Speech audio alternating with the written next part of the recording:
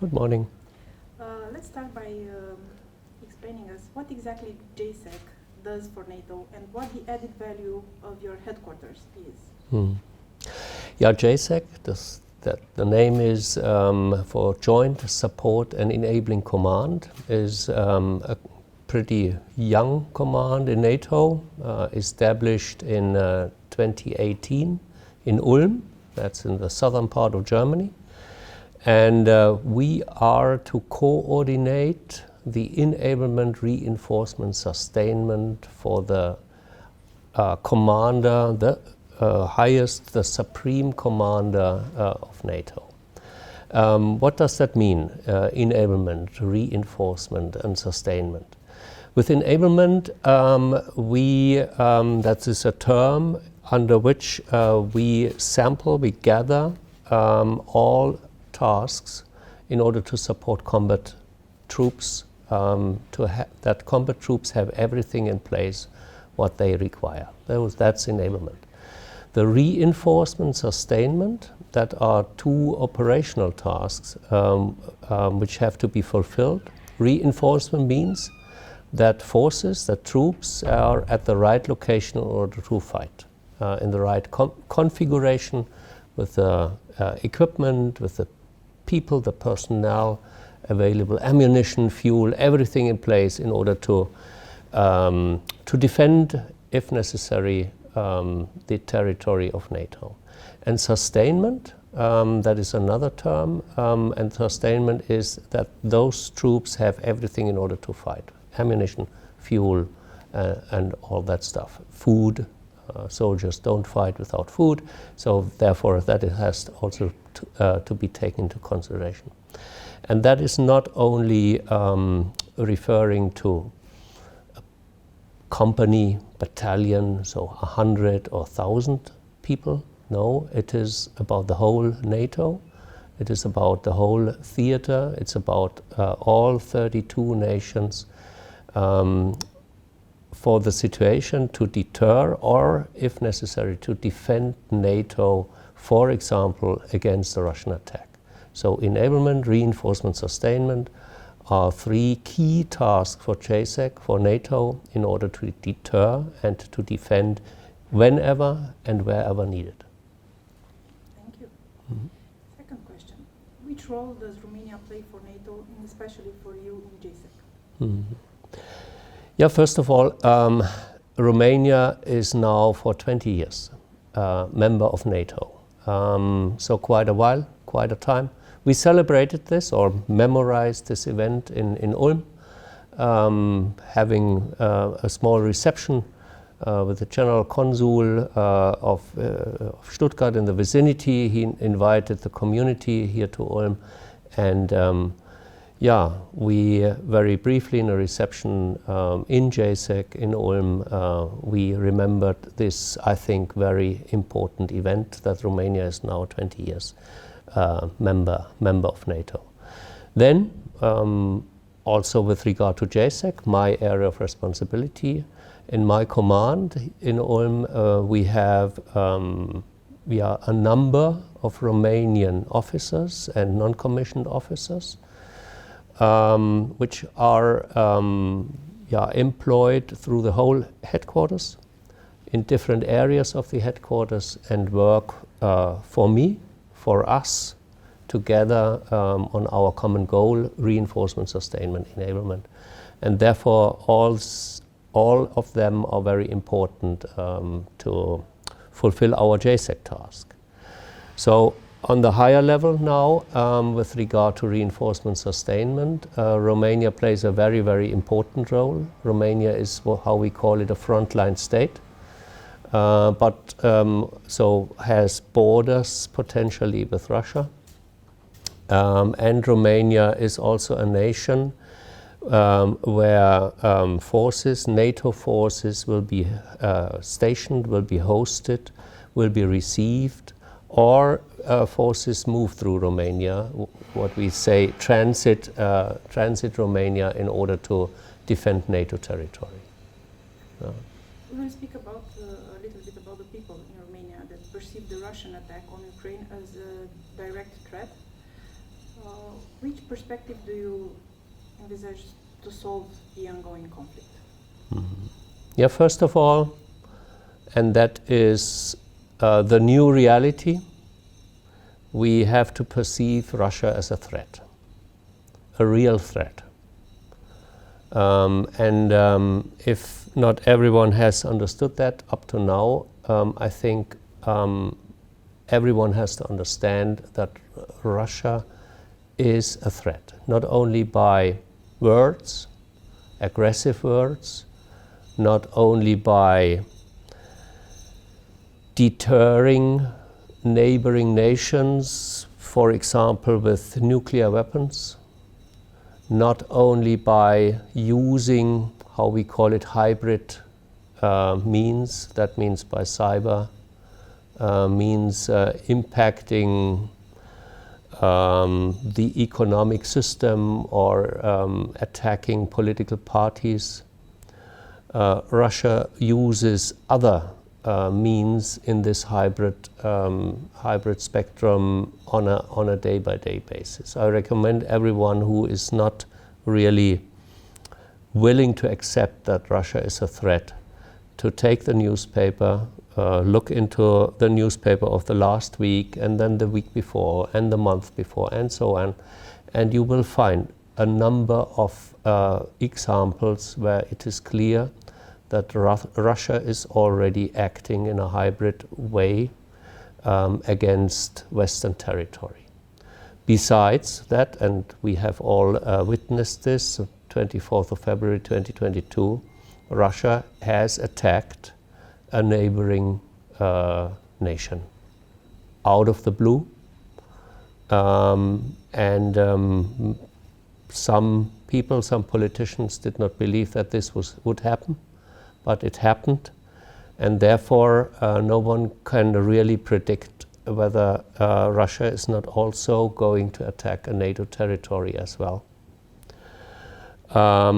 The reconstitution process of Russia is going on quite considerably and remarkably as well, and quite intensively at the moment. So the assumption must be that within some only few years, Russia will not only act by words, Russia will not only act by hybrid means, but Russia can also act through a conventional attack.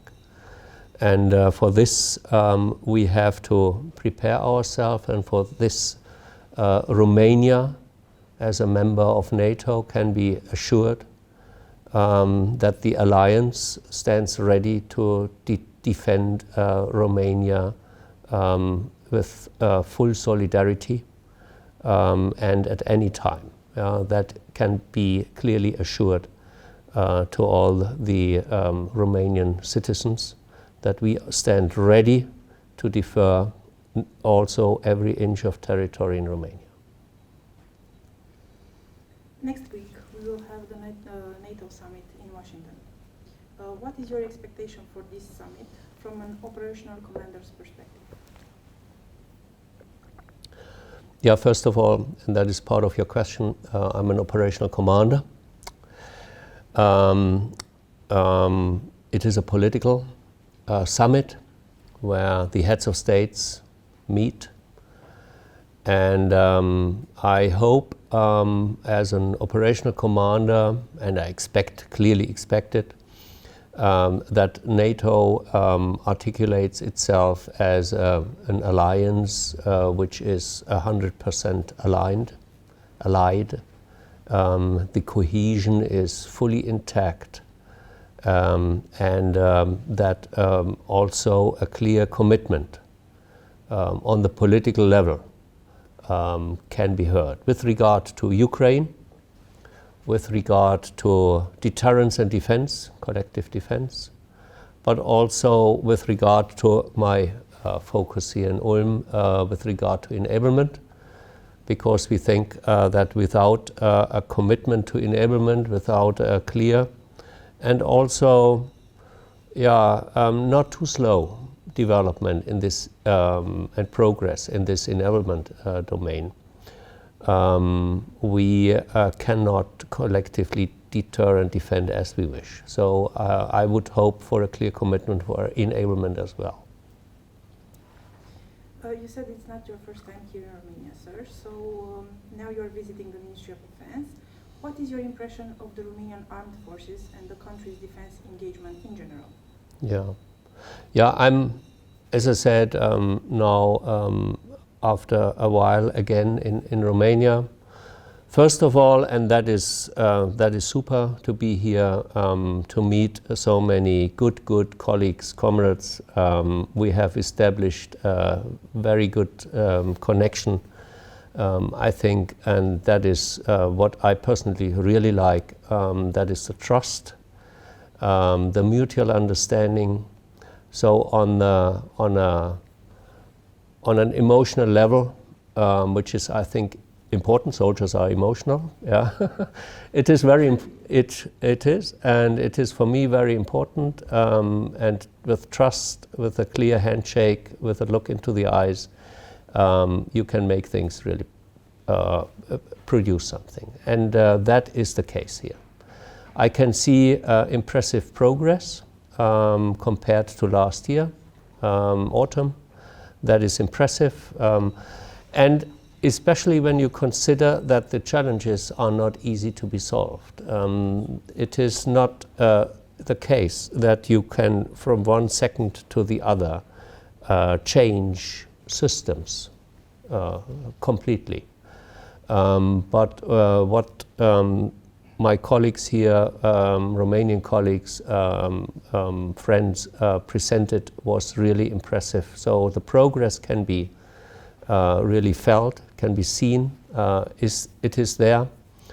And yeah, it's a wonderful, a great commitment of Romania, and I encourage not only the military but also the non-military stakeholders with regard to enablement, this whole government approach which is required, that this commitment is exactly in this way to be continued. We hope so. Well, one of your aims is a military Schengen. Could you please elaborate on that? Yeah. Well, military Schengen is something, it's a term where everyone can work with it, understand it. What we need is, in the reality, we need the conditions, and they have to be established, that we can move forces, huge forces, tens of thousands of troops with tens of thousands of equipment, tanks, airplanes, whatever you can imagine, very fast through nations in order to bring them into the position and tell an adversary, tell Russia, don't dare, we are ready to defend. So that is the last moment for us to hopefully credible tell Russia that an attack on NATO territory will not be successful. And therefore, all efforts in the regard of developing those corridors are so important, and the all initiatives are so much needed. What exactly do we need? Currently, we are in Europe nations with national sovereignty, and compared to the Schengen area, where we as citizens can travel easily from one nation to the other, that is for military movements not possible right now. We have to fulfill very complex, lengthy, also time-consuming bureaucracy with the intention to cross borders and so on, coordinating movement assets and so on. And this is the centerpiece of this corridor project, that neighboring nations sit together and say, okay, friend from my left side, friend of my right side, come on, let's sit together and let's reduce those border crossing regulations to a minimum. So in case we are to be attacked, that we can move forces easily through the corridor. I see big progress, fast developments in those projects, not only here in Romania. All the examples which have been presented today to me and the efforts Romania is currently taking in order to establish those corridors are superb. There are other corridors currently developing in Europe. Various nations follow the example and create those corridors. What we need is, but what we need is not only papers on political level, agree something and then put them aside. What we need is, and that is something where also we discussed today, that we should focus on that those intentions will be also implemented, so realized. And that's a tough thing, and that has to be also done then fast. Because otherwise we have a paper signed, but not implemented, and that is not the way. So our whole national system must be able, also on a short notice, very sudden alert, that military forces must move, for example, through Romania, coming, for example, from Bulgaria and Greece, from the harbors there, and being moved, forces will be moved up to Romania in order to deter and defend NATO territory, Romanian territory there. So, letter of intent important, implementation even more important, and then I think we have established military mobility areas, which is pretty near to what I think is a military Schengen area. Yeah. Thank you very much, sir. You're welcome. Thank you.